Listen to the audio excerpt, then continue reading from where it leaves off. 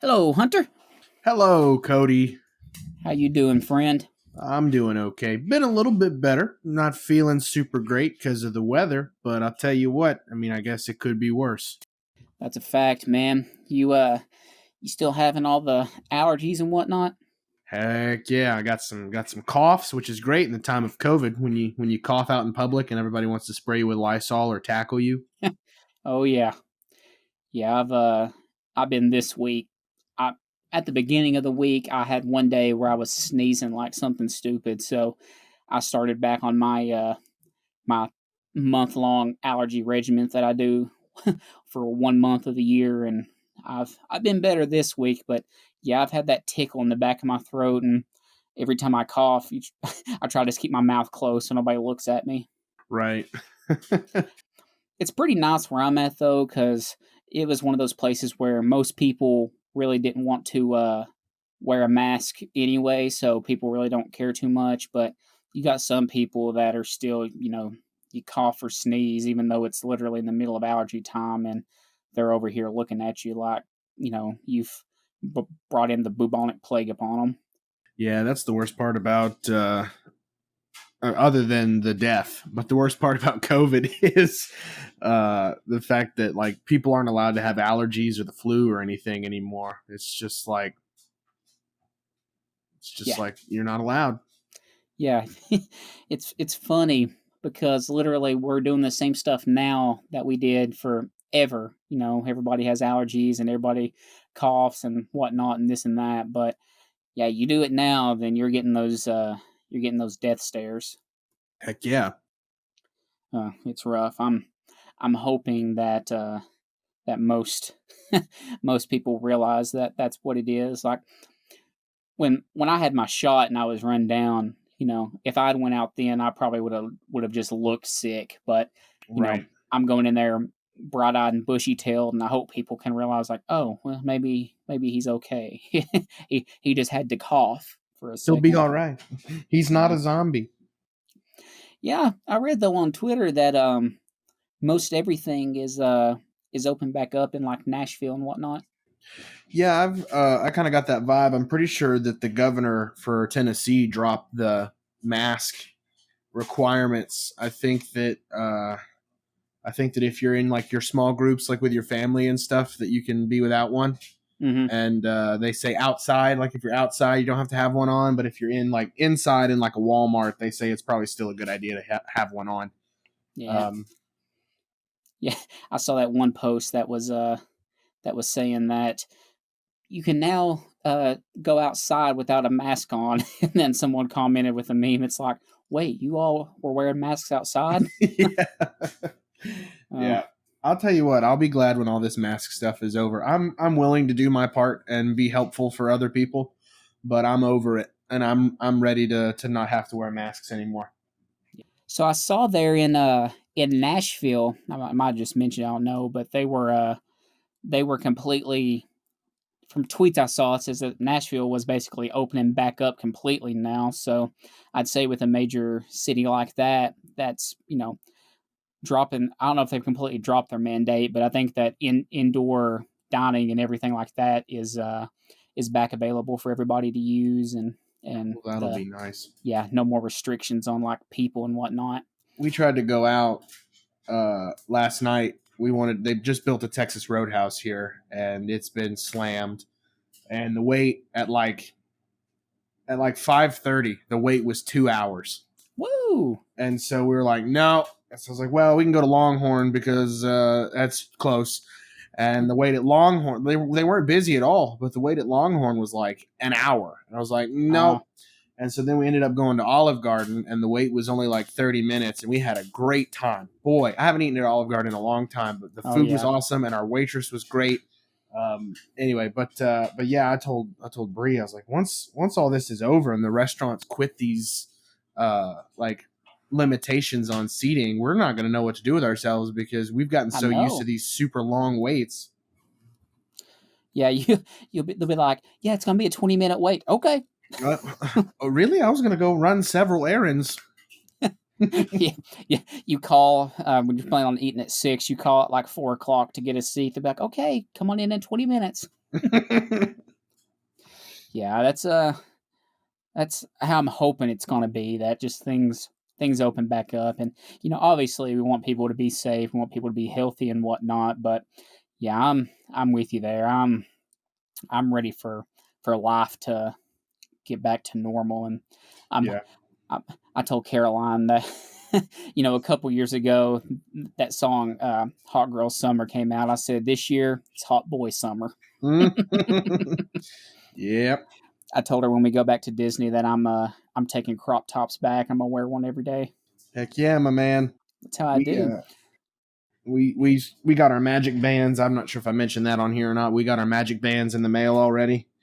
We got ourselves the wedding ones, and they're Ah, they're personalized. that's cool.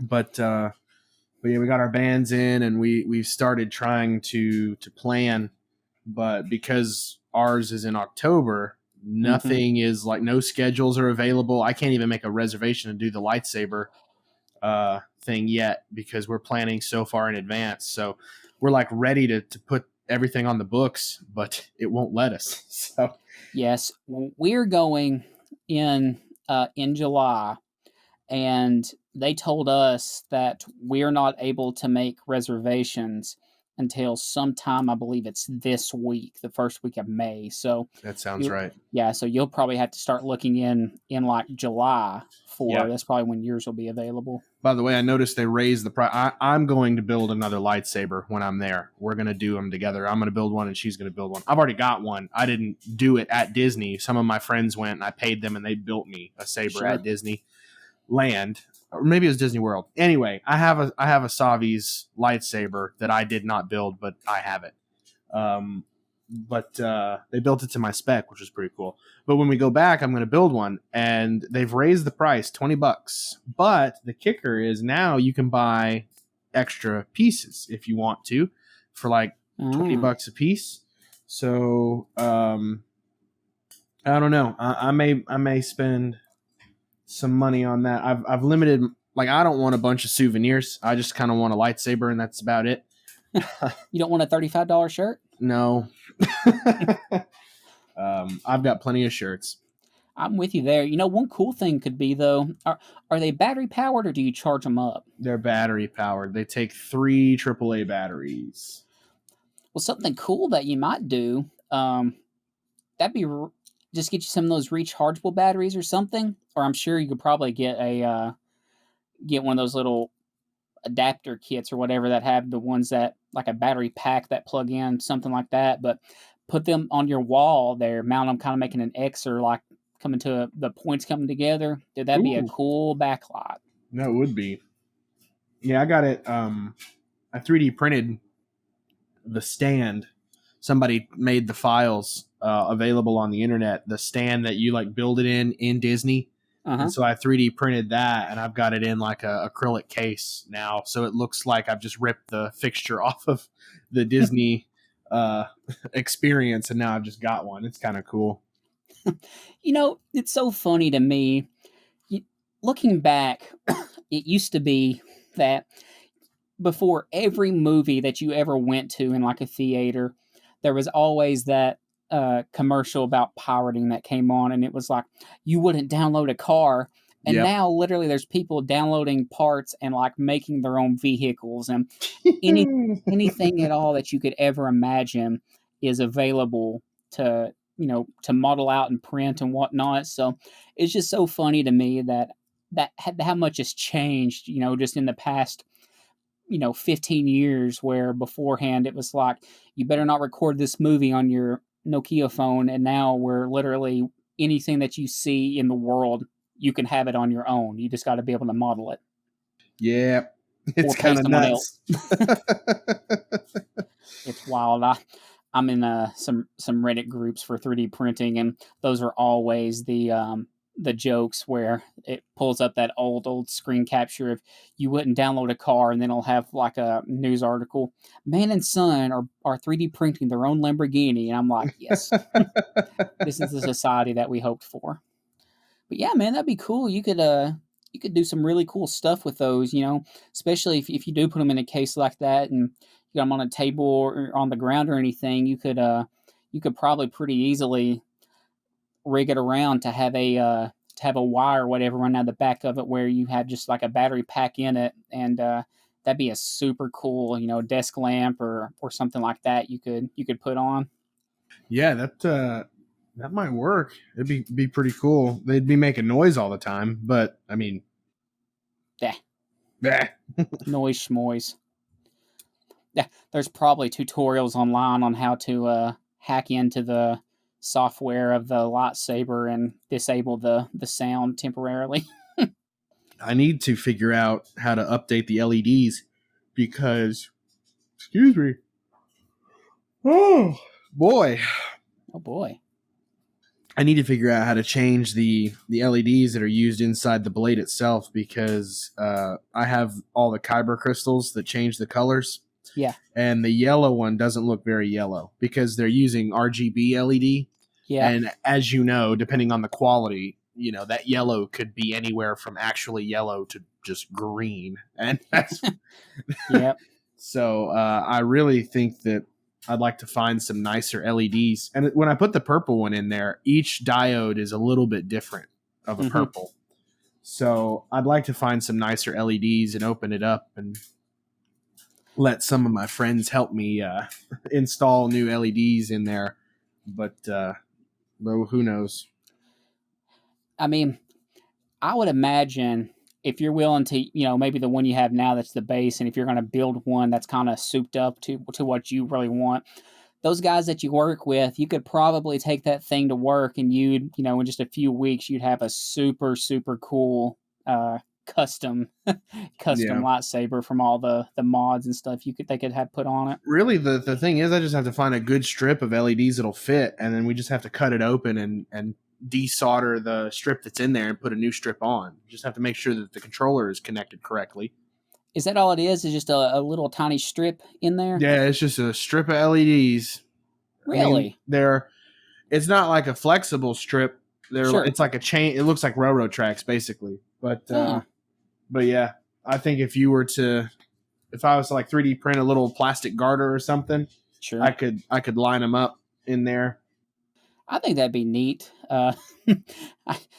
If you soup it up, that'd be one of those things I'd throw on my back and just wear it out town all the time. Yeah, just to beat people up with it. I mean, let's be honest here. Other than little kids that are like, "Oh, that's so cool," who's going to approach a guy that has a lightsaber on his back? They're all gonna think I'm crazy. Exactly. So that's a win-win. You'll be able to still have people stay away from you even when you don't have to wear a mask anymore. Exactly. We got this all planned out, my friend. Heck yeah. That's what I always told Caroline. I said, I want everything to go back to normal. The only things I hope people still do is that people still wear a mask so they don't breathe on me and they stay away from me.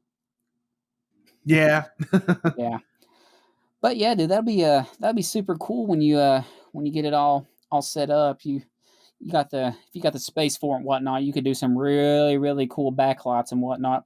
I'm sure you probably got your setup from your last place, all the lights and whatnot put up. But that'd just be another cool addition to add to the show whenever it's dark outside. The funny part is I haven't put up any LEDs here, and I actually threw away all those LED strips that I had at the little apartment because they were 3M and they had the sticky side, and it just wasn't worth keeping them. So I threw those away. I kept the controllers, but Yeah. But yeah. Yeah. The ones you gave me, 100 years ago back in school, I did my best to find every way to keep those to stay up. But I don't know if we ever talked about it, but I lived in a cabin while I was there at school, and it was literally like pioneer solid wood cabin. Like I'm sure it was. Obviously, it had to be treated and everything, but there was no paint, no anything in the cabin. It was just the wood that made the walls, and then there was a concrete like mixture in between them all, just shoring everything up. But yeah, I tried every possible way to get those things to stick and to find a good place to put them, but you've got this natural wood that has these cracks and crevices and stuff in it, and obviously I didn't want to just put a bunch of tape on it because that just looks tacky. And Right. then the next only other spot to put them would be on the Crete mixture that's in between them, and there's no way that it's sticking to anything like that. So I had to end up just I tossed them. I tried for months to find a good way to put those on, but there was What you just should no have way. done is you should have bought some of that metal track that you can put it in, and you could have screwed the metal track into the wood Yeah, and then put the LEDs in the metal track. I could have done that, but then whenever I took it all down, my landlord would have had a bunch of holes to fill. So Nah, man, get wood filler.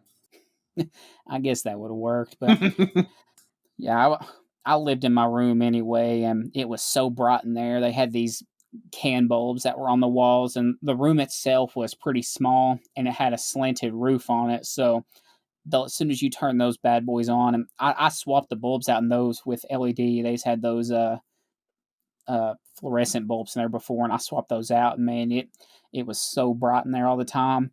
Most of the time, I'd go in there and I just turned on my desk lamp and my the lamp I had on my nightstand, and that was plenty of light for being in there. Heck yeah. Yeah, eventually, whenever Caroline and I get our own place, I'm planning to. I'm looking for somewhere that'll have one so we can have an extra room because I'm sure that my sister and her sister will want to stay with us some, and we don't really have any we don't really have many friends here in town, so it'd just be them. So I'd like to have an extra room for people to stay in, but I want to have my own little space where I can put the computer and my game systems and whatnot. And I'm gonna I'm gonna deck that thing out. I'm gonna get some of those bulbs, and I'm never even gonna use the built-in lights in the place. Just as soon Oh, as I heck walk in there, I'll yeah. I'll find some kind of little master switch so I can just turn it on and it looks like a rainbow in the room.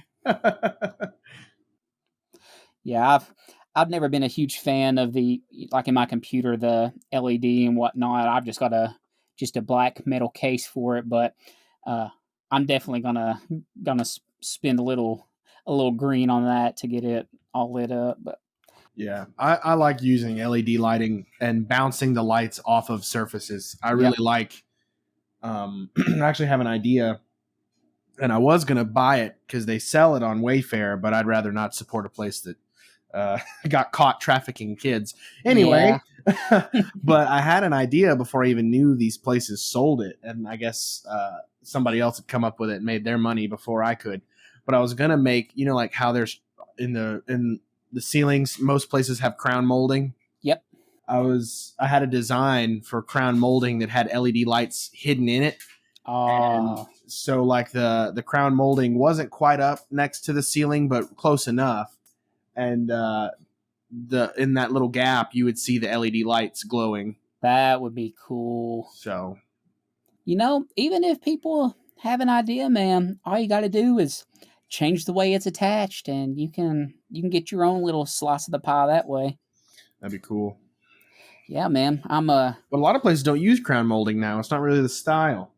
Yeah, I'm sure though you could find something that you could, even if it's not like that design, you could probably or even just design something that's very just sleek that you could put up at the top to where the lights would shine down through it. You could have, you could probably kind of recess the lights into it a little bit, so if you weren't looking like from the bottom, you wouldn't even know they were there, Yeah, or even kind of angle them back towards the wall so it would shine out like that instead of like straight down, and that's kind of what I just was thinking. yeah, just have something you attach that way. That'd be cool, man. That'd also be really cool if you had something like that you could. I mean, obviously it'd be useful, I think, too, to kind of put on the back of a desk, Yeah, so you could have it kind of hidden behind your monitors, or if you have them like wall mounted or whatever, where it bounces off that way. That'd be neat. That's something I would buy. heck yeah, that'd be cool. I used to have LEDs underneath my desk Yep. where the little area where my feet go would glow, but Yeah, I got rid of those. I've gotten back into watching Linus Tech Tips a lot on YouTube, and I see all the cool stuff they do, and I'm like, that would be so fun. And then I look at like how much money they spend on all this stuff, and realize Yeah, that I'm I'm not a YouTuber with 13 million subscribers or whatever he has. So Yeah. Yeah, I didn't want to put up any LEDs here because I didn't know how long we'd stay. sure, And I don't think we're going to stay here very long. I think we're probably going to try to look for a house as soon as we can, just sure. because apartment life is, we're spending a lot, and we don't have a whole lot of privacy, as we'll get to later. Um, but but I didn't want to install anything and us only be here for like a year. And have to take it all back down. With that old apartment, I knew I was going to stay there for a long time, so Yeah. I felt comfortable putting the LEDs up and kind of making it my own. I think I had the coolest unit. I mean, you remember where you could drive by and see all the windows in that old apartment complex. Mine Yep. always looked super cool because I had the LED lights going. I didn't see anybody else do anything remotely similar.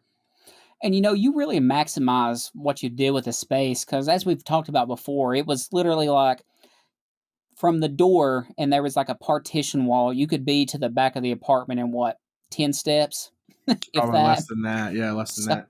so you really maximize the space having all those lights and everything in there. And because of the way the partition was, it kind of bounced off everything, and it looked pretty sweet, man.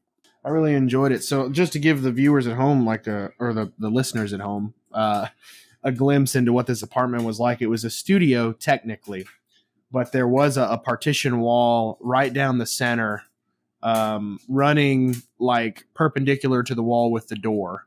So you'd walk in, and that wall didn't go all the way to the ceiling. There was like a foot gap between that wall and the ceiling.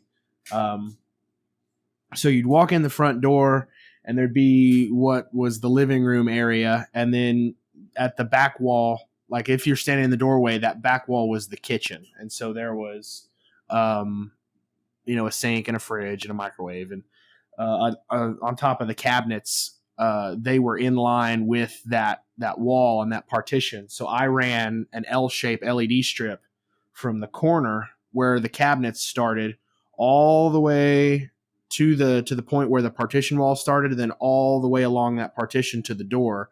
So that whole like area was LED lights, and it was super cool. And I changed the colors based on the seasons. And then once you went through the partition, there was a little like vanity sink, and then the bedroom, and then there was a door that you could go into to the toilet and the shower. So it was small, but I appreciate you saying that I optimized it, because I really tried to make it look neat, and having the lights and stuff like that definitely made it feel more open, I think. Oh, definitely. I mean, and there were times when, shoot, there's probably what, 5 or 6 of us in there. Yeah. And between you being in the desk chair, and you had a few fold out chairs, and that big, what was it, Big Joe or something? Yeah, the Big Joe beanbags that you got at Walmart. Yeah, those beanbag chairs, and Yeah. if you didn't want to use one of those, you could kind of sit over in front of the fridge and cabinet area, and you could just kind of lay down on the floor. And I mean, I never once, even with people in there, felt like we were just cram packed in there. So you had it laid out really nice that way.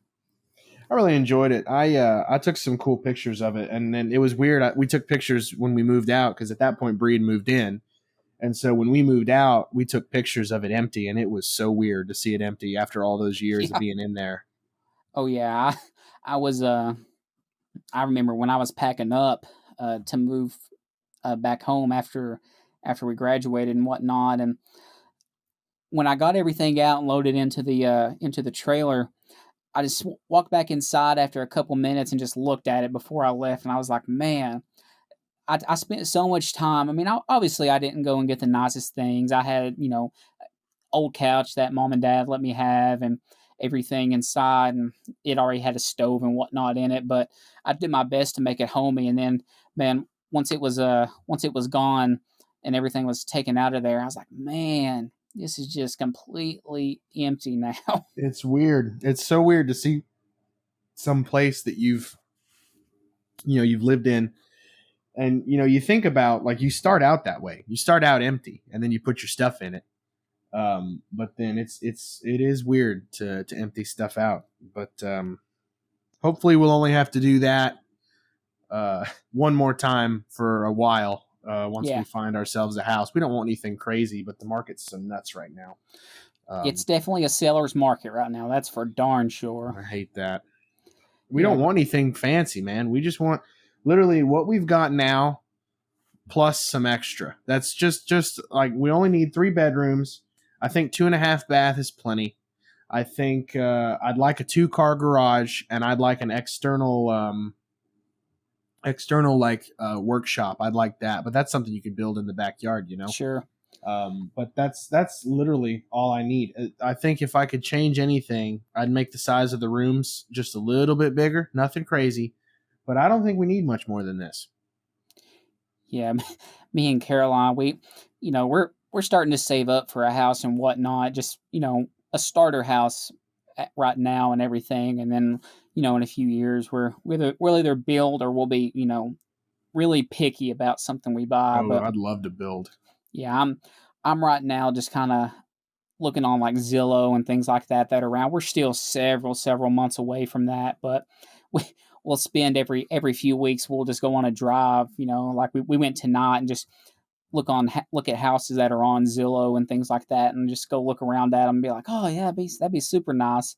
Look at the outside, then just drive to the next one. It's Yeah, we go to these houses and it's like, this looks so nice on the phone, and then you get to it and it's and like it's yep. you're you're in the you're in the janky part of town, and I'm like, ugh, Caroline, I wouldn't bring you here if this was the only option.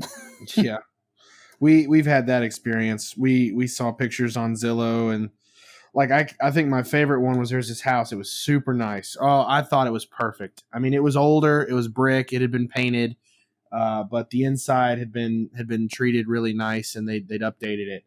But then like we drove by it, and it was literally right next to a quarry, like the fence of Oh the property no. line, and then a quarry. Oh And I was no. like, no.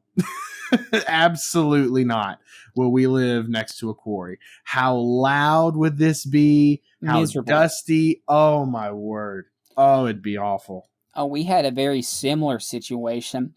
I found one that's in our hometown here, and the house was really old. It was from 1904, I believe, is when it was Oh my built, word. but it was built with like stone block.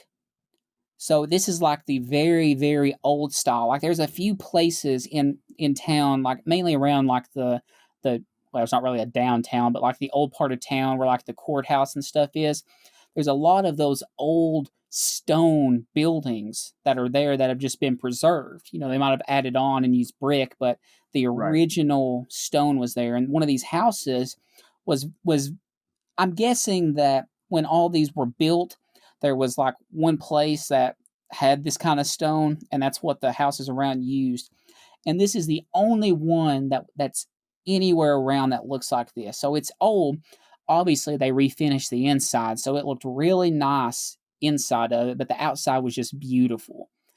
Some people might not like that look, but it was just beautiful to me because somehow they rounded the stones and there was some round edges on the house, and Yeah. I was like, and man, they only wanted for the house, like for the size of it and the price, they only wanted it was something like $78 a square foot for the Oh for the my living word. space. It, this is one of those that, I mean, we've not been working very long, but I'm guessing that we probably could have gotten approved for a loan for this house, like just for the Oh price that yeah. it was. Okay. So we go and look at it, and I couldn't find it at first. Like the address was just a little, or the GPS was a little off from it. And I was like, what in the world? Where is it? And then I look up and I see it, and I could see it from the road, but I couldn't find the driveway for it. Like we drove in front of it. Well, as soon as you get past it, it kind of goes to a dead end, which is fine, except it literally looked like in that yard, the one next to it and the one right next to that one looked like a tornado had went through them, and there was just Uh, crap everywhere. And I was like, well, that kind of tells you who your neighbors would be. yeah. So I drove around the house and I was like, man, where's this driveway? Turns out it's one of those, I don't really know what you call it, but it's like there's one kind of main driveway and all these other little houses kind of like driveways branch off from it. Okay. Yeah. And I don't know exactly what that's called, but I said, no way. There is no way that I want to share something like that because the driveway just ended right at that house, and that's where you parked at. And I said, there is no way I want to be this close to this many people. And the You know. house, they did really, really well in the pictures of only getting this house, and it was kudos to that agent because they did their best to really market this. It ended up selling, but after seeing who all was around it and the houses and things like that, I said, "There's no way that this would be good." Because man, and they had a lot of those little Rosser cars around it, so it would just be miserable with all the Yeah, I can noise and things that imagine. would be going on. But man, this house was so beautiful. But as soon as you get up to it and you see that, it's like, I see this is the gem in a pile of turds right here. Location, location, location. That's what it is, man. And you got to kind of find that sweet spot because what we found, I mean, we've just been very casually just looking, and it's more of just hoping and, planning for the future and whatnot. But you either find a super nice house, one that's like in our price range, and I'll say super nice for a starter home. Uh, Yeah, it's super nice for what we're looking for, but it's in a pile of just crap houses and things like that, or the location's just terrible, or everything else. It's the stuff that's in the price range that you're just like, oh, okay, there's no neighbors here. But you look at the house and it's just kind of run down. People didn't take care of it and things like that. And it's like, man, you got to just find that right place because otherwise it would just be. I know you wouldn't be there forever, but man, be a long few years that you were that you were there if you had to deal with all the stuff around it.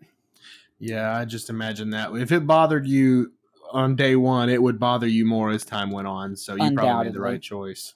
And especially like the area this one was in, like I said, it just had a bunch of janky houses around it.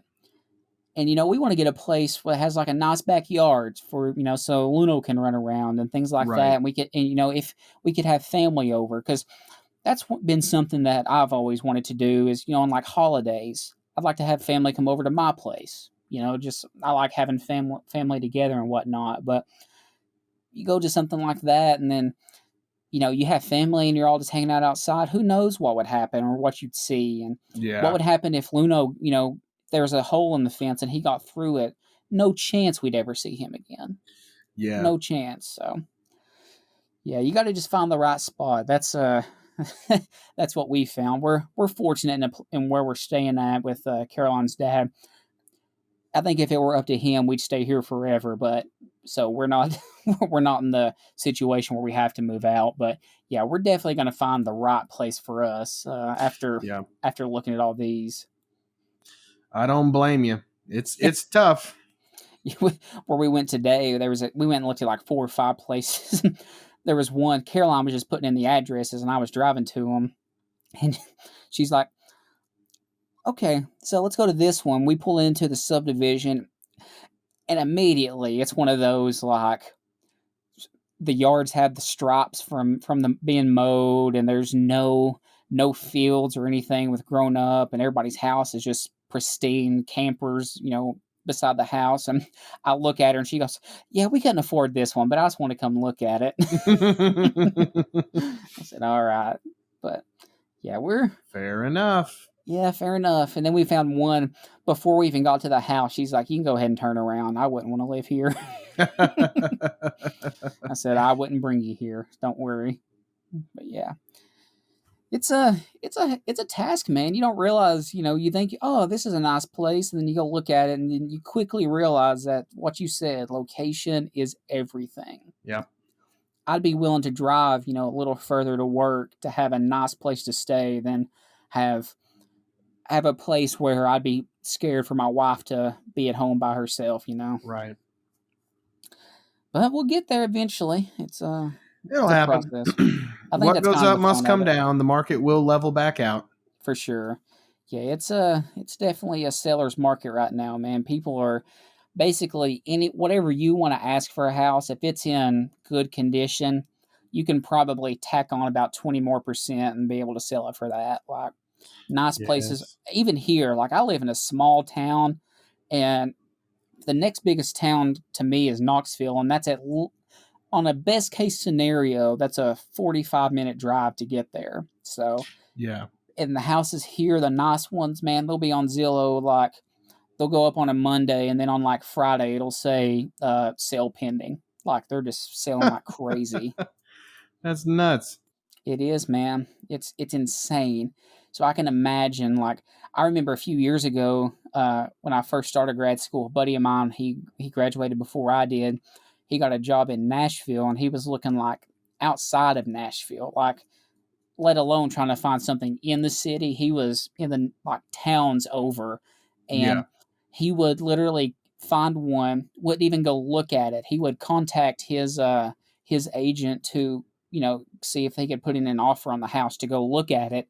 And the day they were going up, they were already like having offers put in, and he was looking like early in the morning. So It's I crazy. couldn't imagine trying to find a place like that. He ended up for a while, a few months having to get an apartment until he could get a place. But I couldn't imagine trying to find a house in a big city right now. Yeah, I'm not looking forward to when we start house hunting, but I know we'll be better off once we have a place. It's just, it's a pain in the butt. It's almost like a full-time job, house hunting.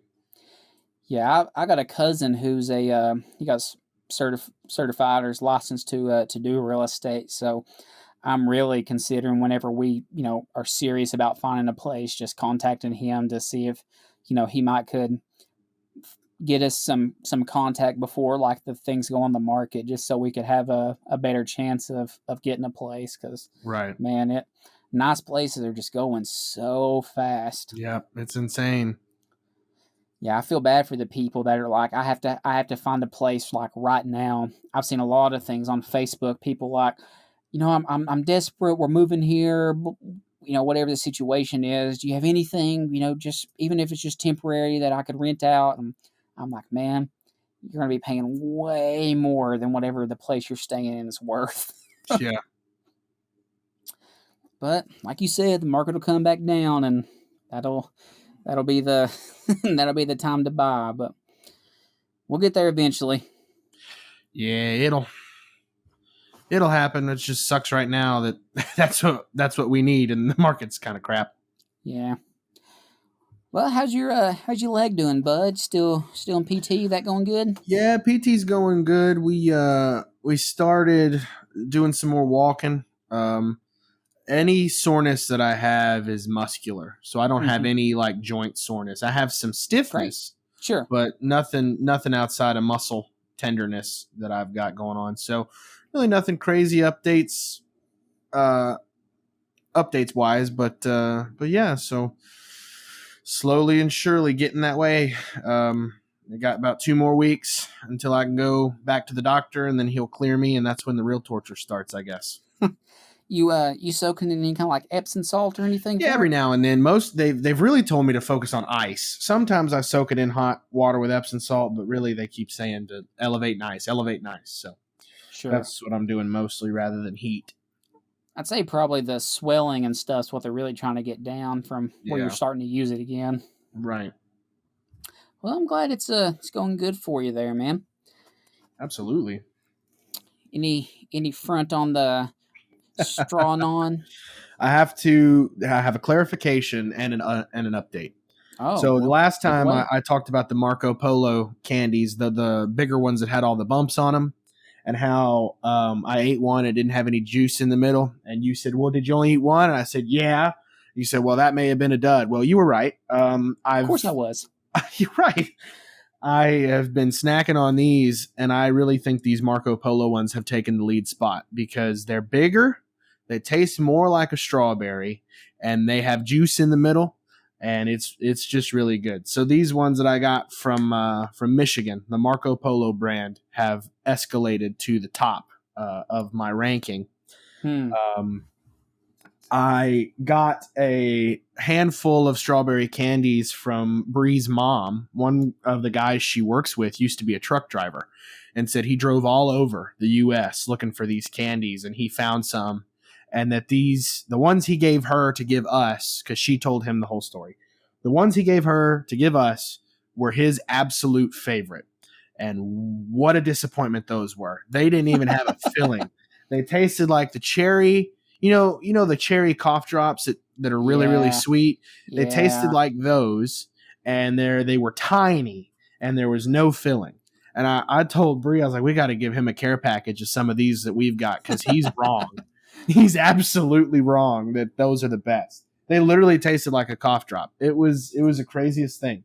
So that poor guy, he doesn't even know. But yeah. So as of now, Marco Polo brand are my favorite. They're large with bumps. And then Arcor is the second best. And then, I mean, really the rest of them, I'm not even going to fool with ranking. I've just found the top two for now. It's kind of funny that he says those are the best, and we found that they're just garbage there. Yeah, they were nasty. They were absolute. I was like, oh, like I put them in, and I had high hopes, and then it was just nope. What you'll do though is you'll give him those new ones, and then after he's found, searching far and wide for his favorites, he'll try these, and then he'll just be disappointed because he can't find them anywhere. His whole life is going to come crashing down. Well, if he's got an Amazon account, he can have the Arcor ones. Bree says the Arcor ones are her favorite, so she thinks the ones I order from Amazon are the best. But I think these that got sent to me, the Marco Polo ones, I actually like them a little bit better. Well, I think we're dialing in here on the end of the conspiracy and the so close. The hunt, man. We're narrowing it in. So we'll what we should do is clip together all these little conversations we've had and send it to them, and maybe they'll send you a care package with like a big jumbo size bag of them. That'd be funny. I'd appreciate that. I'd love a care package of strawberry candies. They're great. Well, once again, as I've given you the warning before, I don't want you to get diabetes, so don't strictly have a diet of strawberry candies and Fresca. I'm being so careful. That'd be pretty neat, though. I would imagine after obviously we're not like research investigators or anything like that, but I'd say we could probably send a letter to that company, and they'd probably be thankful for it. You tried a bunch of them, and man, literally from across the country, essentially. So I'd say they'd be thankful for a letter and for your diligent research, saying that they're the best. I might have to do it, and maybe we can get a sponsor out of them. I mean, that'd be pretty neat, man. What was the name of that one? The ones I like the best are Marco Polo. Marco Polo strawberry candies, man. If you're looking for some cheap advertisement, that's right. You can come our way, because I feel like I mean this in the most respectful way here, as bigger guys, we don't joke about food and candy. So if we say they're the best, they're the best. So I'm not joshing around here, man. I'm serious about these. We don't rankings. mess around with this stuff. Food's one of the most important things to us. So if they're the best, they're the best. We're not just saying that. We have no sponsors right now, so zero bias at this point. Literally, that's how people know we're serious.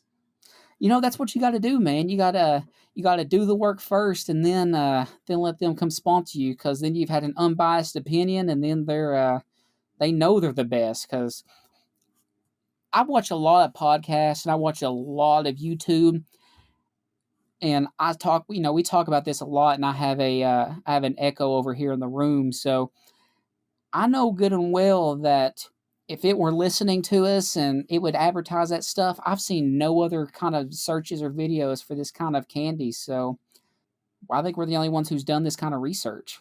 We may be. I mean, everybody knows of the meme of the strawberry candy, but nobody knows which one's the absolute best. I didn't even think people knew that there was a difference. I'd say they didn't until now. Man, you have opened the eyes of the population. I am the whistleblower for strawberry candies.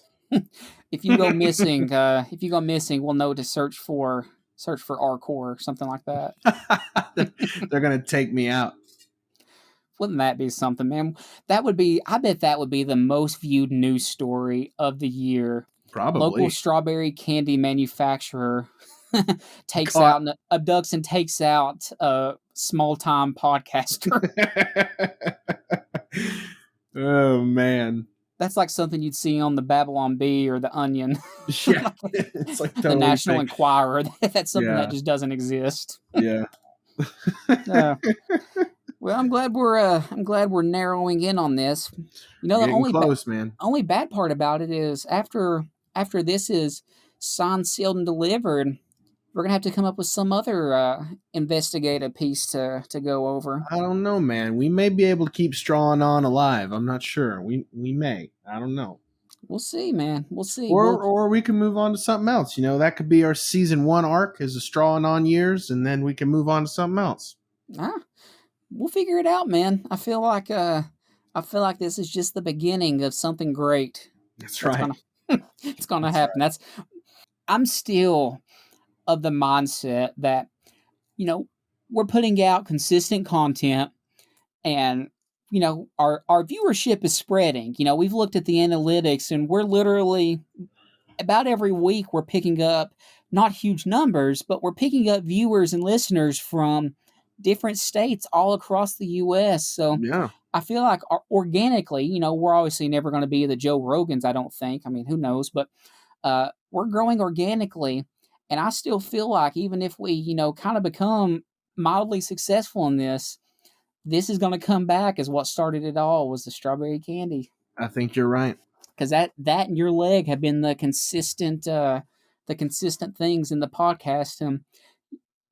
It's cool hearing about your leg, but the the strawberry candy search is really what all of our friends and family have been talking about, wanting shirts and things of. That's true. They have been. So, We'll see yeah. what happens. We'll see what happens with it.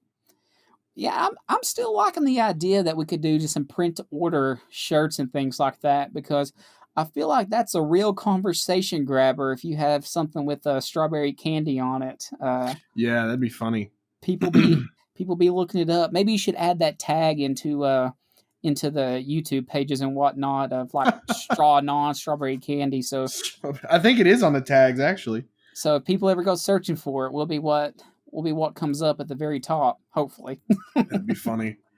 Well, I'm glad we're getting that here. I had a couple things, and we kind of talked about it a little bit before, but do you remember back in elementary school and middle school? Think back to those hundreds of years ago that we were in that grade range. Yeah. Do you remember taking the TCAP tests? Goodness gracious. Yes, I remember taking the TCAP test. I am not a fan. I feel you, man. My wife is they're starting their standardized testing this coming week, so it's brought back some memories and stuff like that, and I think that's really what started it for me of being such a bad test taker. And I did well in the TCAPs growing up.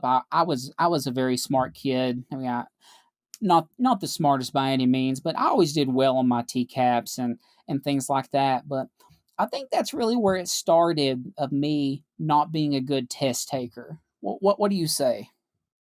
Sorry, I was reaching for a strawberry candy. So I muted myself. Um, they've been sitting here on my desk, and I've been looking at them longingly this whole time. And all this talk about them, I've got to have one. There we go. ASMR. Add that to the tag. No, I was a pretty good test taker when I was a kid. I didn't really understand what all the tests were for. I remember when I think about TCAP, I remember us watching a lot of Schoolhouse Rock. Yes. I remember the breakfasts where the room mom would make a bunch of breakfast stuff and come in, and it was always like sausage balls, like a breakfast casserole, and the parent who nobody liked always brought in fruit. Hunter, I don't know what fold of my brain you're accessing right now, but you're bringing back all these memories I had forgotten. That's just what I think of when I think it. That's all the good memories. I have a really bad memory of TCAP, but I never really was bothered by the act of doing it while it was happening.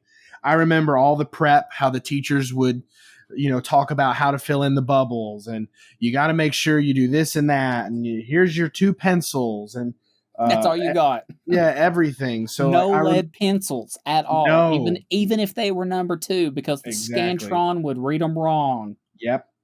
I remember that. but yeah, like I remember all the prep that would go into TCAP, and I always remember the feeling of it being a big deal, but I knew that that meant the year was almost over. Yep. So, yeah, I remember all that. And like I said, I was a good test taker. I feel like I did really well on tests, especially multiple choice tests like TCAP. But looking back on it now, I don't think that's a good way to gauge our status as an education system, because Absolutely. as I grew up, I became significantly like, when you're a kid, you don't study a lot. The test was just to prepare you. Really, TCAPs were just to teach you how to take tests. That's really what they were for. But as I grew and in high school and college, I learned more hands-on than I ever did studying. And like if I read a book, Yeah. it takes me 20 minutes and then I'm reading the same line over and over and over again, because my brain, I just can't focus that way. I cannot learn by reading a book. I learn by Oh, doing things and doing dude, stuff tell me hands-on. about it. So like I think what that does is, even though it was fun and we have fond memories, I think it set up a really bad expectation for the kids of our generation, for the kids now. I think it kind of communicates like all you are is an analytic on a test sheet. Your percentage score on this thing is all that matters. Yep. And I hate that, because there's so many talented trades in the world. Like, how do you test on TCAP if you're a beautiful woodworker or an ice sculptor or a musician? You don't do that. Yep. So I mean, I know it has its place and I understand the function, but I think we're missing something from the education system. And unfortunately, TCAP is that first level of, the only thing that matters is how you score on a test. And I don't know. I've got fond memories, except for my one bad memory, which we'll talk about when you're ready. But yeah, that's kind of how I feel about TCAP. Dude, I'm with you on that. I've said that for years, that standardized testing. And when I think of standardized testing, the first thing that comes to my mind is like the ACT. And thinking back, it goes all the way back, like you said, to elementary and middle school, and it just kind of teaches kids to take that test. But man, standardized testing is just such a bad metric, and I understand why it's done. It's so you can kind of gauge where you are relative to the state, the country, whatever it might be in the sense that they're searching for. But man, you look at somebody like me. I'm a kinesthetic person. I'm someone that I do so much better on, like, for example, in college on projects. Uh, I did something where a few of my a couple of buddies of mine, one really, and then we added a few more friends, but we worked on a project to where we uh, basically restored from the death a machine that we worked to recycle water bottles to turn them into a 3D printable filament. So from this project, I got to see how motors work. I got to put my hands on it. I got to take this thing apart, and I learned about gearing. I'd seen them in class, but it's that sort of stuff where I learn. And like I said, I consider myself a smart person. I graduated with my master's in engineering, so I was able to get through it. But man, testing for some kids is just such a bad way of determining their success and where they're going to be placed at. Because like me, I could do TCAPs just because I was smart enough to get through them. But man, you look at a kid who, when you give them the work and they can go home and do that, or you give them like a science project they have to do, they flourish in that. But when you tell them to go through and read this massive paragraph and to pull out a sentence in the halfway through it and tell what that means, well, man, that might not be what their strength is in that. And that's what always gets me with like TCAPs and standardized testing, because all you do is really see what kids are really good at taking tests, or you see the kids that are really good guessers. I mean, in my opinion, that's what it comes down to. Yeah. I think it'd be so much better if, I mean, I understand why, because it's hard to distinguish a kid that would do a project for their final placement versus a kid who does a test. I understand that, but man, standardized testing, it is catered for the kids who are good at taking tests. And for me, the older I got, the worse I was at it. I was just a bad test taker. Homeworks where I could, I had the time to work through it and to kind of visualize it. I did really good on those, but you got to crank out these, 60 problems in an hour. You have a minute per problem. Man, that's tough for, I'd say, the majority of kids. Uh, Yeah. that's that's my take on it, and I think that there has to be a better metric for seeing this stuff because, like you said, man, reading this big story and pulling out something from it that every other kid in the state does nothing to see who would be talented at these other crafts and trades. And you might have a kid who seems dumb on his language TCAP, but he's phenomenal at science. But now math and language are the ones that they focus on. So, where does that leave him? He looks silly over here because he did good in math, but science is what he's really good at. So what do you do in that situation for that kid? You know, Yeah. it's just something I think that there's got to be a better system. Like I've always said, the ACT is the worst metric because I had a 4.0 when I graduated high school, but I did, I had like a 27 on my ACT. It wasn't phenomenal. And it's just because, man, I suck at taking tests. Yeah. But you give me a project and let me do it, present it, and I'm a phenomenal presenter. I can stand up and I can relay information that I have, and I can explain it, and I can show you how I work these things out. I'm great at Yeah. that stuff, but man, I just blow at tests, and I always have ever since really I was in my upper levels of high school. I was just able to carry on through the projects and the homeworks and stuff. Yeah. Yeah. One of those things, man. What's your bad memory of TCAPs? Okay. So, we we had a we had the no talking rule as everyone else has. You say, hey, you're not supposed to talk to your neighbor while you have your test. Until we're done and we say, hey, all tests are up, nobody should be talking. So, like, we know that. But when you're in elementary school, and I can't remember if this was like second or third grade, it was earlier on. Um, come on, we're little, so Yeah, you're 8. yeah.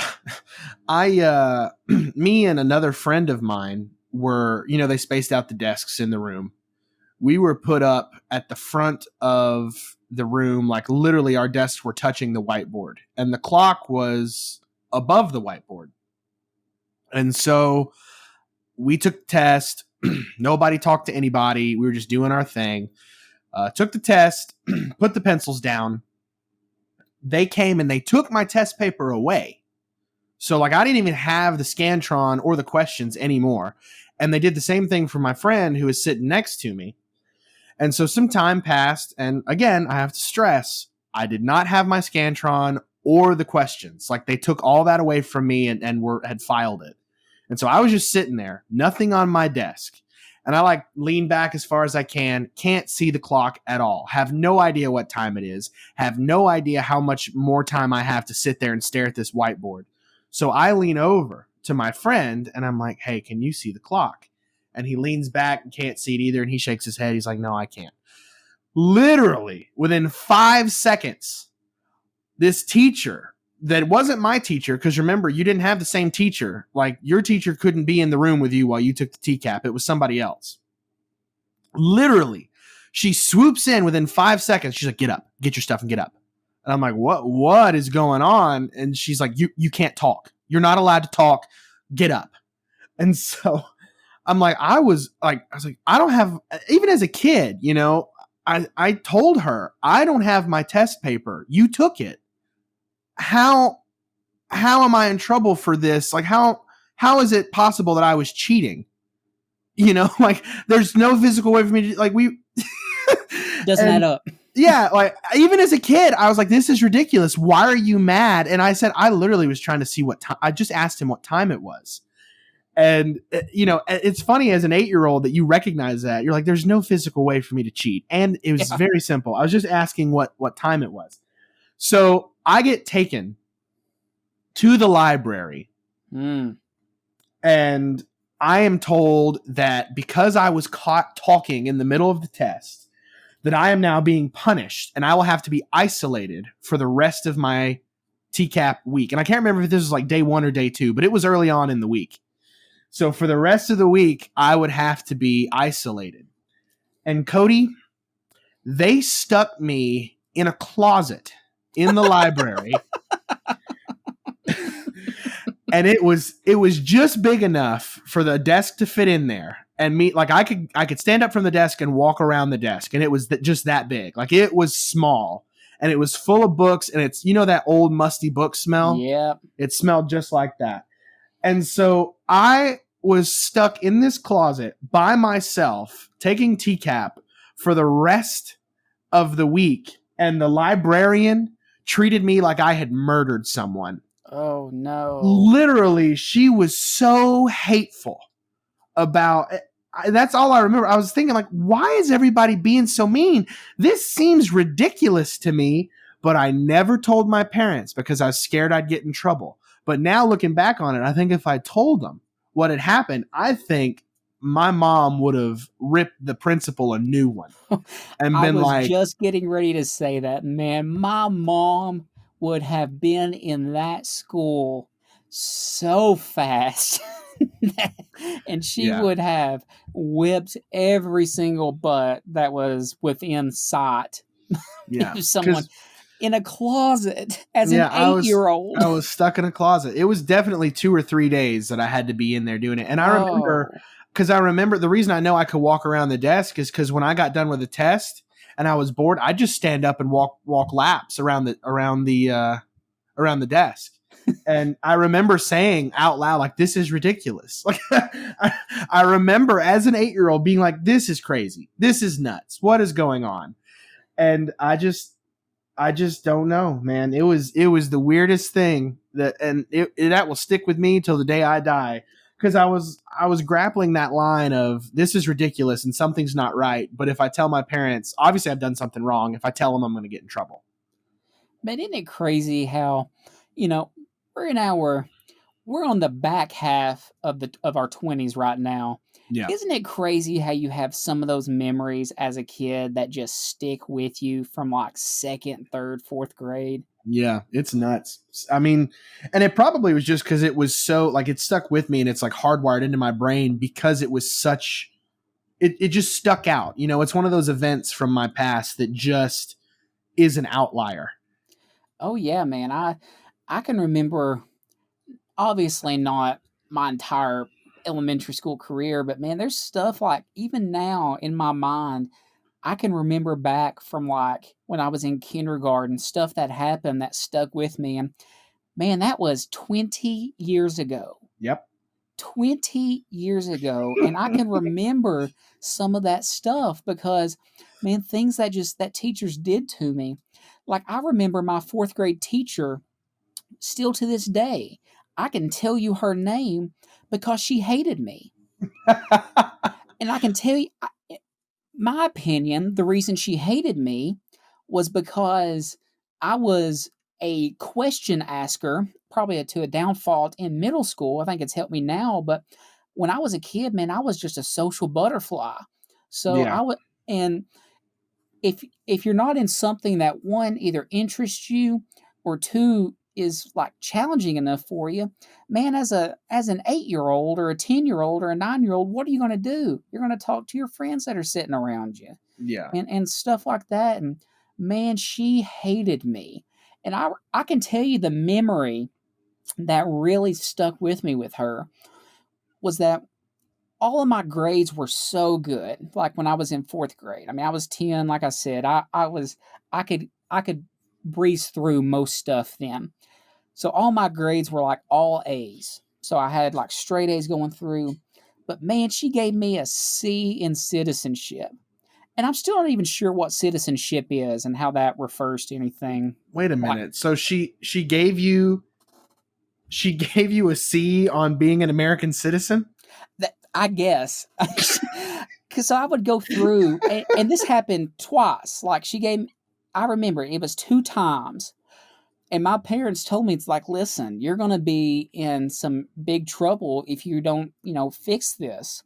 And this was, I think, when we did it every 6 weeks. Like this was way back when. So I think we had 5 or 6 grade cards that we got.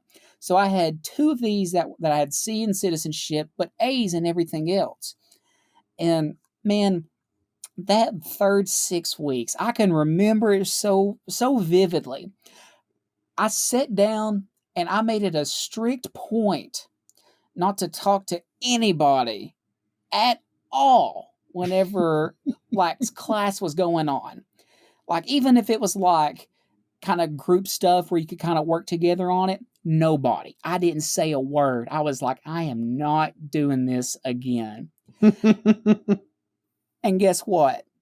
C. I got to see that third 6 weeks again. And I remember it so vividly. I was like, this woman hates me. And I don't know why. Like, I've never been a mean kid. I've never been someone who's just like rude. My parents raised me better than that. But Yeah. man, she just had it out for me. And I still don't know why. I have Did you no ever tell clue. your parents, like in the moment, not afterwards, but did you tell them, like, I don't know why I got a C? She said not to talk anymore, and I literally didn't talk to anybody. Man, I was literally, when I saw that, I was already going through, and this stuff happened. I was planning my defense for the court of mom and dad. Like I I had it all mapped out in my mind, like, because honestly, there was nothing made up, nothing fabricated. I tried and I did my darndest to not have a C in citizenship again going through that third 6 weeks. And man, I know without a shadow of a doubt that I did not deserve that. But this woman just had it out for me.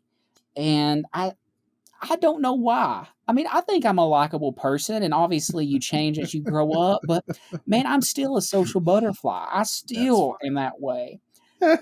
So I I went had the against, same thing. yeah, dude, I went against my nature in that 6 weeks to not get in trouble, and I still got in trouble from her all the That time. I had the same thing happen. It actually is funny. The story is very similar to my TCAP story. I was in class. It was my math class because in fifth grade we did rotations. There were like 5 teachers, and we'd rotate through. Each teacher had a specialty, so it was Sure. getting us ready for middle school. So we'd rotate through, and Miss Brown taught math, and this is where I think my relationship with math took a bad turn. One day I was sitting in class, and I asked somebody for a pencil, and I don't know, like, I think mine broke, my lead broke, and I was like, hey, can I borrow your pencil real quick? I don't know if this teacher had a bad day or what, but she snapped on me, and she was like, Hunter, quit talking. And I'm like, again, as a fifth grader, I recognize that this, and this is probably why maybe people hated me, is because I guess it's classified as talking back or whatever. But I said, I was just asking for a pencil. I said, mine broke. I was just asking him for a pencil. It's not, in my mind, I'm like, we're not over here goofing around talking about SpongeBob, I'm Yeah. like, I just wanted her to know that I'm like, it's like, it's like talking to your boss. Like, no, this is what I'm doing for the project. Like, I wanted her to know that I was being serious. And, I was like, the only reason I'm talking is because I asked to borrow his pencil. And she snapped at me. It was like, don't talk back. And I was like, oh, okay. So from then on, that woman hated me. I'm sure she had a bad day and that's where it came from, but she hated me and I hated her. And that is, that's just where my relationship with math really took a downturn, I think. But it just pissed me off because, I mean, I'm just a kid, but I know enough to know that what I'm doing is not wrong. Yeah. Yeah, man, So, it's a shame that everybody has a bad day. I get it, but man, and I know you're going into middle school and you're getting at that age where like, oh, you should know better and whatnot. But man, getting a pencil, and it's like I found that I don't know if it is this way now because obviously, like our generation are becoming teachers now, so yeah. I think we experienced a lot of stuff and we realized that a lot of it was just wrong. But man, teachers just had those rules and things like that, and they were so black and white. Yeah. When I'm up here talking, you don't say a word. And it's like, well, what am I supposed to do? Because I guarantee you, if you didn't ask for a pencil and you didn't do your work, you would have got yelled at for that. Yeah. So it's like, The darned if kicker you was do, she wasn't darned if even you don't. teaching. She was sitting at her desk when this happened. Man. Maybe her husband was cheating on her. I don't know. Well, that's a pretty extreme assumption. But I don't know. There's just no reason for somebody to snap like that. I don't know what's agree. going on. Man, those black and white rules, that was what was so wrong with things. Because, man, that's just not the way it is. Yeah, and if you Especially were over with there, kids. Yeah, if you were over there talking about SpongeBob, sure, you probably should have been fussed at. But, man, you needed a pencil. What are you going to do? I was like, hey, can I borrow your pencil real fast? That's all. It's crazy, man. Those memories, they just they stick in your brain. And, man, like I told you, that was when I was, 9 or 10 there. I don't really know how old you are in fourth grade, 9 or 10, but I remember it, man. I remember that so vividly. And her just hating me. And, like you said, you remember that math and her jumping at you for asking for a pencil. Like, yeah, that stuff sticks with a kid. So it does. It's so confusing. You're like, what? I'm not doing anything wrong. Why are you mad? And that's like, you're able to just kind of push it to the side and things like that. But man, you got kids who are not as outgoing or, headstrong. I was a really headstrong kid. So that's why a lot of it didn't affect me permanently. But man, if you have just someone who's not headstrong like that and, someone who's very impressionable, dude, that could just ruin a kid for school, stuff like that. Horrible. This is getting into memories that I don't want to relive again. Oh man. That's part of it though. Moving on from that, I'm over TCAPs. I'm glad I don't have to take tests anymore. Yeah, me too. So you wanna tell me about here the fist fight you had with your with the parents of your neighbor's kids? Yeah. Speaking of headstrong Hunter, he reared his ugly head again this week. And I felt kind of bad, but I know it had to happen. Sometimes headstrong Hunter has to pop out, and I don't like it when he comes out, but again, sometimes it has to. So just to give a little bit of background, I don't want to spend a whole lot of time on this, but ever since we moved in, we've had an issue mostly with children, but also with some of the other tenants in the unit here, having an issue respecting our privacy and our personal space and our property. People will just waltz over. Like there's a guy who waltzed over while I was taking Gray out one day, and he waltzed over and asked me if I'd voted. And I was like, oh, not yet. And then he proceeded to tell me that I needed to vote now, that I needed to go today because the line was really long. And then he proceeded to ask me who I was voting for. And I'm like, I'm not going to tell you that. I don't even know you. You just walked over here and approached me in my backyard. Yeah. I don't owe you anything. So stuff like that happens. And, we get people who are walking real close and getting really close to the front door. And the big issue though is kids. And the rules of the complex state that you have to supervise your children at all times. If they're outside playing, that you have to supervise them. So with that being in the rules, you'd think that these parents would watch their children, but no, they don't. So I don't care that the kids are playing outside. I don't care that they're unsupervised. What I do care about is that they seem to think that our unit, and our unit is in a long building, and we're at the very, very end. We're on the left side, the very, very end. So they seem to think that that edge there is a jungle gym. And so on more than one occasion, we've had kids playing immediately outside our front door, immediately outside the back door. We've had unsupervised children like walk up and try to stick their hands through our kitchen window to pet Gray. Oh no. Yeah. And like, these are little kids. Like, fortunately, Gray's not violent, but if he was to bite a little girl, you know, like, we would be in trouble for that. But she came and stuck her hand. Fortunately, there's a screen, but like, she tried to stick her hand in the kitchen window, completely unsupervised. Where were the days when kids would just go play in the street, you know? Yeah, I know. And I have a problem with them playing in the street, but I came home one day and everybody knows that I have a broken leg, which means my manual 5-speed Mustang has not moved since February.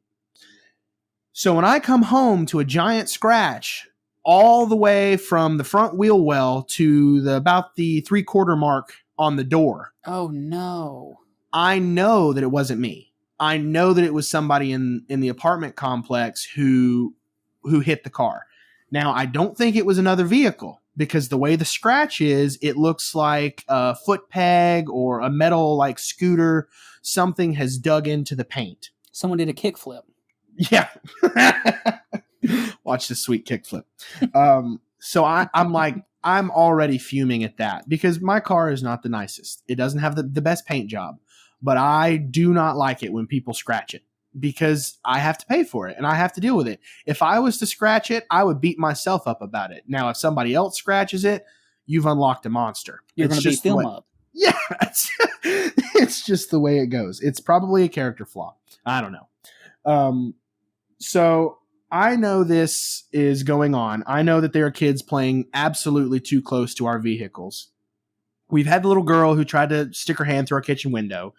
There was a group of kids who were outside playing, and these kids were supervised, and Bree was backing her car out, and the kids started scootering around her car while she was moving. And she was like, Hunter, if I wasn't paying attention, I would have run this kid over. And this is while a parent was watching. And a parent didn't say, hey, don't scoot near a moving car. Like, get away from the moving car. And so we've got all that going on. And when I say they're playing close to our front door and our back door, I literally, like, I heard them screaming and I opened the back door to investigate what was going on. They were playing hide and seek immediately, like up against the wall of our unit. And when I opened the door, 3 of them jumped. That's how close they were. Like, me opening the door scared them because they were that close. So as somebody who is trying not to be very controversial or ugly, I reported it to the landlords. And, you know, more to the point, the kids are like tearing up property. Like, they're picking up chunks of asphalt and throwing them and kicking open bags of sand and piling sand everywhere and picking up clumps of dirt from the back area and throwing them around. Like, I'm like, they're damaging your property. You know, like, I just want you to know that this is what's going on, in addition to the fact that now my car has damage to it and I don't want them this close to my front door, my back door. If kids are tripping my package motion sensor, excuse me, I had the hiccups. If I have a camera and it gives me an alert if somebody drops a package off at the front door, if they're tripping that, like, they're too close. So I put up a second camera pointing at the cars, and now it gives me motion alerts when anybody is like really, really close to it, in response to all this happening. And we'd been putting up with this for a while, and I had sent more than one email to the landlords, and the landlords had actually said, they're like, you just need to fling your door open and yell at them to get away. He's like, at this point, you just have to be the neighborhood Scrooge. He said, and it's totally fine. We understand it's frustrating. He said, that's just what you're going to have to do. But I'm on movement restrictions still, and it's hard for me to get outside on a scooter or a wheelchair. Don't be a So Scrooge when he can't walk. yeah, literally. So no wonder old people are bitter. Um, so I was so frustrated because I couldn't ever have a moment to talk to some of these parents just one-on-one, be like, listen, I'm frustrated about this. Keep your kids away. So I was gone last Monday, walking in the water at the school, working on my leg. And while we were gone for about 15 minutes, these kids were playing unattended immediately near my car. And when I say immediately near it, like they were riding their scooters along the white line next to where I park. Like my parking spot, they were riding the white line. Oh, no. And anybody will tell you that's too close. I've shown the video to friends, to coworkers, to family. Everybody says that's too close. Sure. So I have 8 videos of them doing that. And I've got videos of them slinging sand only underneath the alcove where our front door is. Like they're picking up wads of sand in their hands, running to the alcove where our front door is and dropping the sand there and then just leaving it. And so I'm pissed. I'm fed up. I'm over it.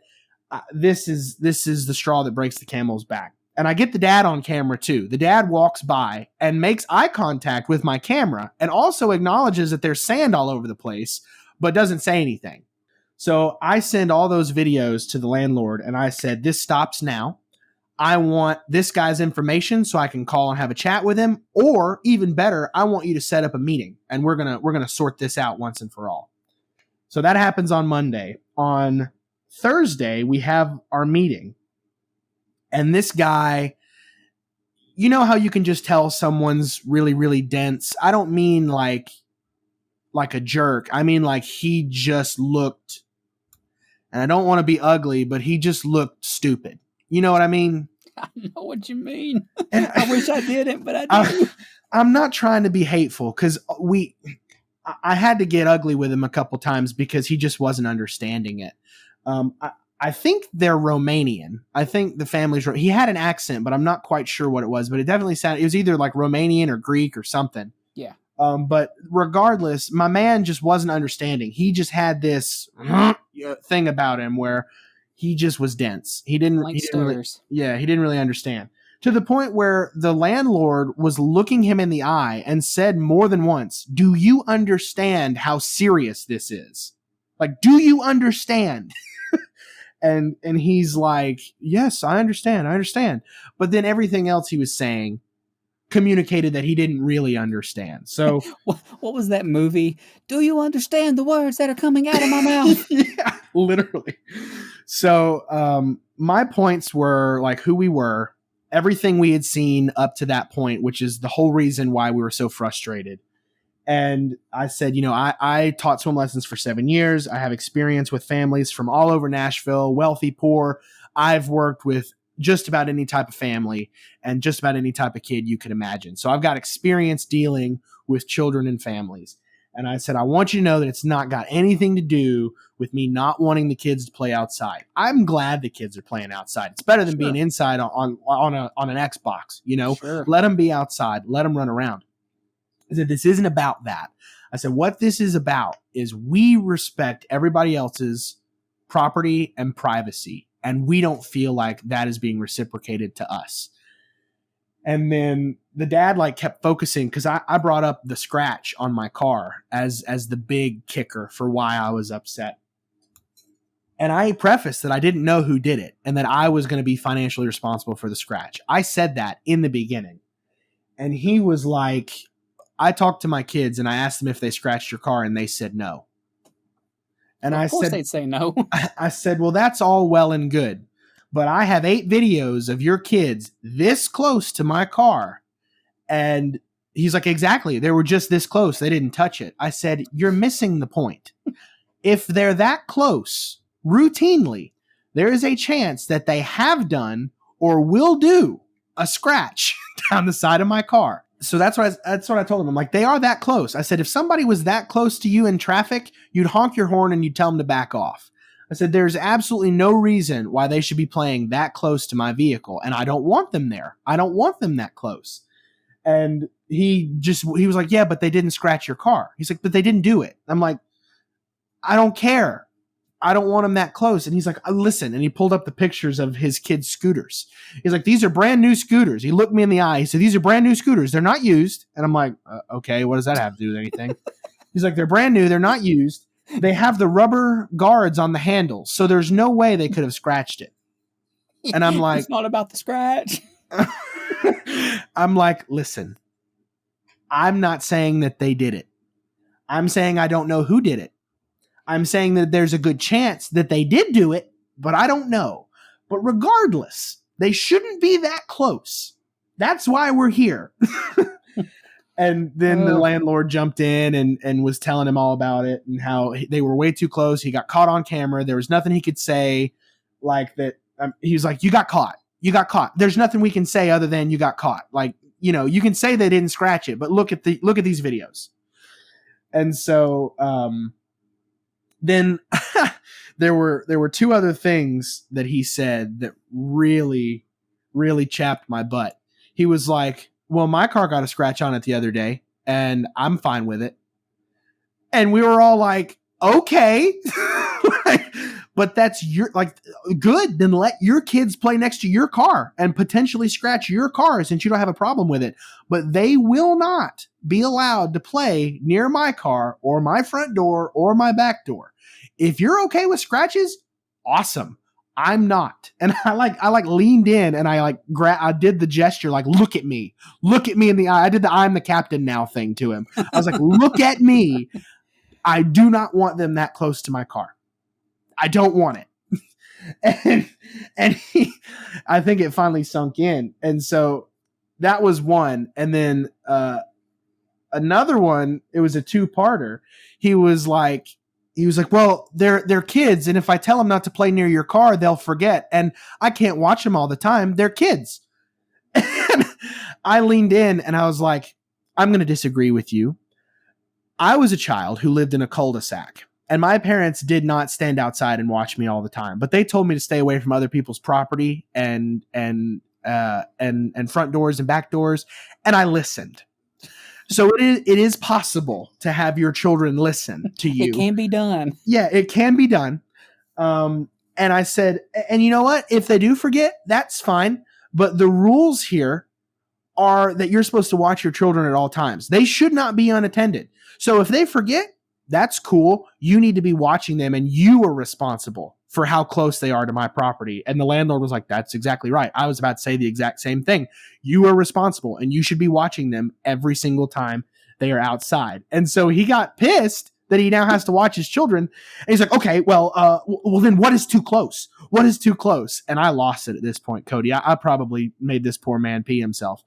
I slammed my hand down on the table. And I was like, are you kidding me? Like, how close do you want someone to your vehicle? I said, use common sense. What in your mind, commonsensically, is too close to a car? And the landlord was like, 6 feet. Let's just say that. Why don't you keep your kids away from his front door, his kitchen window, his back door, his patio, his car, her car? You stay away from all of those things 6 feet. Jesus. And COVID rules. Literally. And I told, after that guy left, I told Josh, I was like, that's the landlord's, that's the owner's son. I told Josh, I was like, man, 6 feet is even above and beyond what I would think is common sense. But I mean, I guess you have to do that now because guy can't even fathom that this is too close. He has no level of empathy, no level of respect for somebody else's property. So you just have to say, stay away from my stuff, and you should not be within 6 feet of my stuff. Ugh, man, what a day. It was weird. And like Bree actually looked at me across the table a couple times and she like mouthed like, calm down. But I was so mad because I just cannot stand. One of my biggest pet peeves is morons. And like this guy was just a functional idiot. Like, just had no awareness of what was going on, no compassion for anyone else, no care about anybody else. It was like, well, I mean, they didn't scratch your car, so I'm not sure why we're here. And, they're kids, so they can do whatever they want. I'm like, no, this is stopping today. I said, this is no longer happening. So it was weird. So he refused at first to divulge because like he watches some of the other neighborhood kids too. I guess the parents just pawn their kids off on him for him to watch the group, and he refused to divulge the other information of what the other kids were and where they lived. But then I think the property manager took him separately and forced him to tell. And I was told, I didn't even know this because I don't care about anything that goes on other than them being near my unit, my car, or her car. Sure. Or our unit. We share it. I don't know why I say my unit. Our unit. You're the man. No, it's a partnership. But the landlord was like, we have tons of complaints, not just from them, but from tons of other people in the unit. 2 kids almost got run over because they were scooting on the main road unattended. They almost got hit by a truck. He said another kid has been routinely spotted playing around and on top of the trash compactor. You want to say that again? This kid has been caught playing around and on top of the trash compactor. I was like, what? He's like, yeah, it's nuts. He's like, we have all these unsupervised kids who are in all these dangerous situations. It's not just like your car and the damage. It's about their safety. And I'm like, well, my biggest priority is the damage, but I don't want anybody to be hurt, but they're not my kids. So like, my biggest concern is my property and our privacy. But yeah, apparently there's just a bunch of parents around here that just let their kids run wild. And, the second that one of those kids gets hurt, I mean, that parent's going to be lawsuit city. Lawsuit so fast. But I don't know. It's rough. It's crazy. So I'm hoping that things turn around here, but I've had it with the nonsense. So this guy knows now that I'm not playing. And hopefully he's told everybody else that I'm not playing, and we'll see what happens. But I got no problem running outside now and yelling, you should be 6 feet away from my car. And if you got a problem with it, you call either the property manager or the owner, because they will back up that's how far away you need to be. So it's stopping. I'm not going to have any more damage, and we're not going to be uncomfortable in our home. And you shouldn't be, No. And the good news is, the landlord, the property manager, and the maintenance manager, all of them were on our side. I apologize for being so hateful to this poor guy, but Josh was like, man, you got to be sometimes, He's like, this is just one of those situations where you got to be. Go ahead and get you some little motion sensors and put them like around your all spaces. So if anybody steps into them, and then have it set up to like some kind of speaker in your house. Step away from the vehicle. Yeah. You should be 6 feet away from the vehicle and the front door and the back door. Shots will be fired in 30 seconds. Oh, man. It's been nuts, But I haven't rolled outside and acted like a fool and screamed and yelled at anybody. So I think we handled it really well. Yeah, I lost my temper a little bit in a meeting, but if that guy hadn't been so dense, I don't think it would have gone that poorly. But I think he understands what happens now. And so I don't have any concerns with him specifically, but I don't know about these other people. Well, you go ahead and prepare because your car is about to get scrapped. Yeah, well, that's why I have a camera. Man, that is just, let alone kids just goofing around, outside and in your privacy. Like, that's bad enough. Man, playing on the trash compactor. Yeah, that's the kicker for me. I was like, whoa. Like, y'all got bigger fish to fry then, huh? Like, that's death, Hunter. I know. I've seen Star Wars. Oh my gosh. Kids, dude. What are you going to do with them?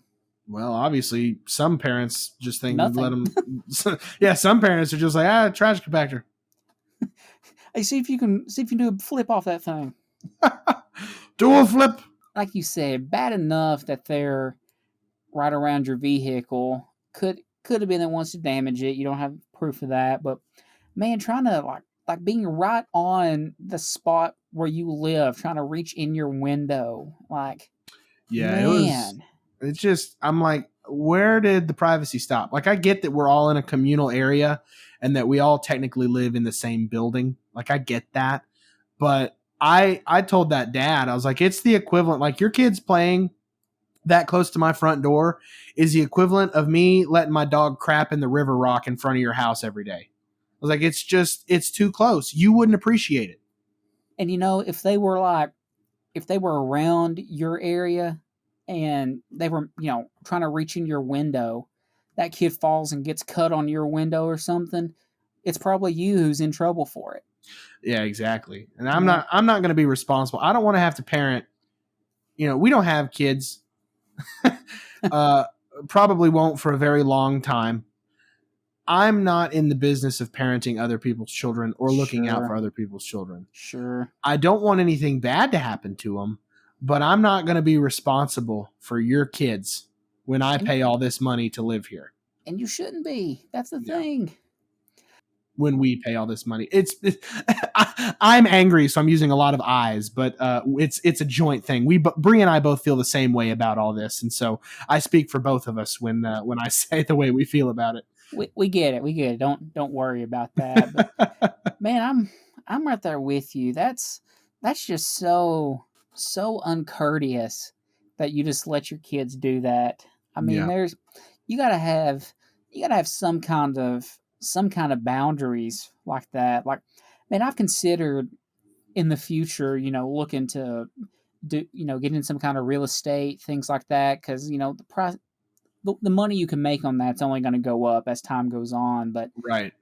man, just thinking about having to deal with stuff like that really, really pushes me away away from it. Just Yeah. because of Well, that. if we stay here in town, I kind of thought about trying to do a rental property somewhere where I could rent to college kids. I mean, you can't exclusively rent to college kids, but the point of that is like it would be pretty easy to rent to college kids Sure. here.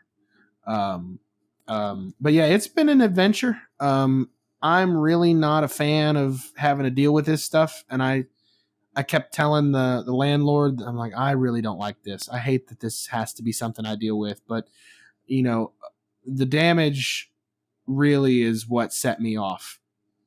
He's like, nah, man, I get you. He's like, I get you. I get you. It's totally warranted. So I guess we'll just see what happens. And if things don't change, I know I've got them in my corner. So That's good though that you have a landlord that's like that, and they're just not. yeah, I don't really it care what happens. it definitely made Bree and I were talking about it as we left. Definitely made us both feel better because if the landlords weren't in our corner, what does that say? Why am I paying all this money if you're not going to be in my corner when something like this happens? Yeah, But they were absolutely. both in our corner, and I said that really makes me feel a lot better, and she said it did her too. So Yeah, dude, that's good. Having to deal with unruly neighbors is bad enough, but if you had to fight them and your landlords for help, that'd make it so much worse. yeah, Well, hopefully that fixes your problem there, and you don't have to won't have to deal with that anymore. Undoubtedly you will, I'm sure, but I mean, yeah, it's not going to go away overnight, and that's what Monique was. Well, Monique's the property manager. I'm saying this like you know her. That's what Monique was oh saying. yeah, She's we go like, way she's like back. this. She's like, this is just getting started. I have a lot of work to do on figuring out who these kids are, and all these taking care of all these safety hazards. So Well, man, hopefully that gets taken care of because it's one of those things, like you say, you got an older car and things like that, but it's still your car. It's something yeah, that's yours, and you've I'm taken care of it and things like that. But right. yeah, there's nothing you can do when you're not watching it all the time. So hopefully I now, did. I did one of those. Am I the jackhole? You know what I mean? Am I yeah, the jerk type things at work? I was like, guys, can you please tell me if I'm wrong? And one of my coworkers put it this way. He said, I could have a truck that was totally rusted, not a speck of paint on it. And if I came out and there was a scratch down the side of that car or that truck that didn't have any paint on it, I'd be pissed. And I was like, okay, well, that makes me feel better. Yeah, I mean, it's yours, and Yeah. I like you said, I understand that you're in a like close quarters with your neighbors and whatnot, but man, you still expect your space to be your space and Right. not be invaded like that. I mean, Right. I don't know where your apartment is and whatnot, but I'm sure there's plenty of more room where kids could go where they're not right on top of you. Yeah, there is. So, well, hopefully it gets taken care of here and the the problem subsides, and Hope so. all you got to do is just remember that it's not forever. Yeah, This is just a absolutely. temporary stop along the road. Right. But in the meantime, In the meantime, get away from my car. don't touch my stuff. Well, man, you got anything else here? No, that's it. We are right on time here, and I am fading fast. Good deal, man. Well, hope you all enjoyed this episode. Sorry about last week's episode. We had some technical troubles It was and all this my and fault. that. I'm so sorry. It's okay. I had an editing software glitch, but it's fixed now. So hopefully we'll get back on track on our Wednesday schedule going through here, and hope you all have a good week this week. I had a rough week last week, but it can only get better. I hope. That's right. I hope. Come back But next week. It's worse. this is the worst week of my life. Nah, it'll be all right. If you haven't already, as we say it every time, go follow the Twitter. It's at the Sun Pod. We try to post the videos on there, and I know we're little lax in tweeting out, but we please remember we do this on for me it's 10:45 right now at night, so this this is whenever we Yeah. can get it in. So we both have lives and jobs, but we want to interact with you. So go follow us on there. Go check out the YouTube page. We put the videos on there with a little sound bar if you want to have something to see while you watch us. Hunter puts visuals and stuff in there. That's sheer and utter nonsense with an ampersand. We're on Spotify under the same name. You can go listen there if you've not already. And we're still working on some other stuff, but go check us all out. Keep listening. Share it if you feel inclined. We love that. Make sure you like, follow, subscribe, hit the bell, pat your head and rub your belly, do all that sort of stuff to help us out, because like we said, we just want to do this to make everybody laugh. So if you like it, share it, and we'll just keep growing here. And we're thinking about it though. If you would like any kind of t-shirts or anything, we could do a print order. Let us know on there. We'll get cool. those going. And thank you for all the new listeners we've had. Last I looked, we were in, what was it, Hunter? We were in DC, we were in Texas, we were in Washington State, Georgia, Alabama, Tennessee, one of the Carolinas, wasn't it? We're growing. I'm about to pull it up here. I actually had it pulled up earlier. Tennessee, Washington State, Georgia, Texas, DC, North Carolina, Alabama, and New Jersey. New Jersey. See, that's a new one from just a few days ago. So yeah, dude, we're on there. I say we're on Spotify, but we're also on pretty much just about every single podcast site now, aren't we? We're definitely on Apple Podcasts, but I don't have the link to it because Anchor has not given it to me yet. But I have listened to the episodes on Apple Podcast. I found it on there, so we are available on Apple Podcasts. You can just search Sheer and Utter Nonsense if you prefer Apple Podcasts. Spotify continues to be our biggest platform by a large margin at 83% listenership through Spotify. But if you prefer Apple Podcasts, we are available on there. I know people who have iPhones may like that because it's proprietary to Apple. But so we continue on with Spotify and YouTube as what I believe are the two biggest places. And then hopefully the rest of these will be good too. But yeah, if you're on any of our other sites that we stream on there through Anchor, thank you for listening. And if you like it, stick around and come interact with us some. We'll try to talk to you. And we're, like I said, we're just doing this to make you laugh. So let us know what you want to hear about. We'll get on it here. But Hunter, it's been good talking to you, my friend. It's been good talking to you. Good deal, man. Well, we'll see you all this coming week. See ya. Bye bye.